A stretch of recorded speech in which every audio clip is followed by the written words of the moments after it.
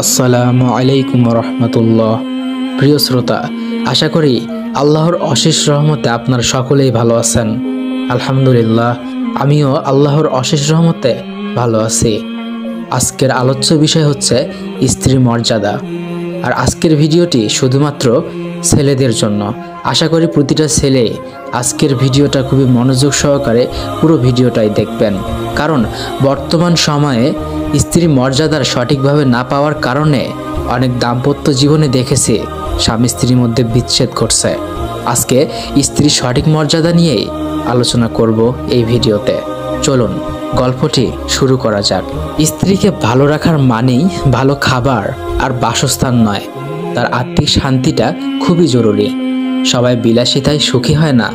একজন স্বামী মানে যার হাত ধরে তার স্ত্রী সব ছেড়ে আজীবন কাটিয়ে দিবে, যার ফলে তার সর্বগুণ থাকা প্রয়োজন। অথচ সমাজ স্ত্রী পিছনে লেগে থাকে, তাকে জাজ করে।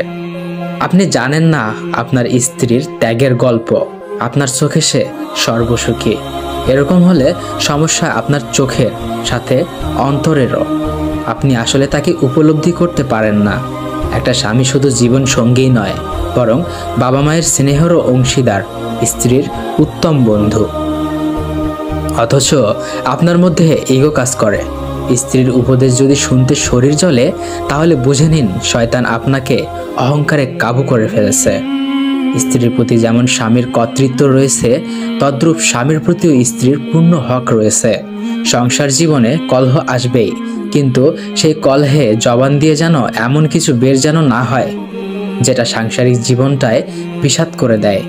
জীবন কেটে যাবে, কিন্তু জবানের কষ্টের ঘা কোনো মলমেই শুকাবে না। স্ত্রী অনুভূতিগুলো তার হয়ে ভাবলে বুঝতেন তাকে। বিশ্বাস করুন, জগতের সব নারী ভালোবাসা, আদর ও আহ্লাদের কাঙাল।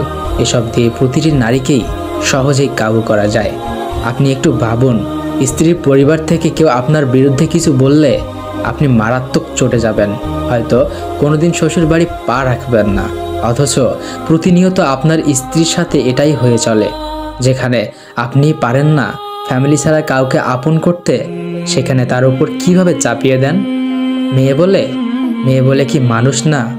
আপনিও যেই মায়ের সন্তান, সেও মায়েরই সন্তান, বরং বাবার রাজকুমারীও।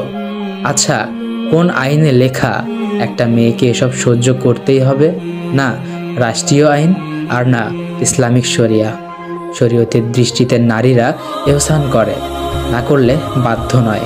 স্ত্রীকে সম্মান দিতে শিখুন, কেননা আল্লাহর কাছে ওই ব্যক্তি উত্তম যে তার স্ত্রীর নিকট উত্তম। আমার কথা না, হাদিসের কথা। একজন স্বামীকে খুব বেশি সাপোর্টিভ হতে হয়। উত্তম জীবনসঙ্গী না পেলে জীবনটা এত বেশি তিক্ত হয়। এটাও ঠিক, সবার নসিবে সব জোটে না। থাক না অপূর্ণ, চলুক এভাবেই। এই তো কয়টা দিন, মৃত্যু আসলেই তো সব শেষ। দুনিয়ায় কষ্টের বিনিময়ে আমার বিধাতার কাছে সুখ চেয়ে নেব পরকাল। আশা করি প্রিয় ভাইরা আপনারা বিষয়টি বুঝতে পেরেছেন। অবশ্যই আপনারা আপনাদের স্ত্রীকে সঠিক সম্মান, সঠিক মর্যাদা দিবেন।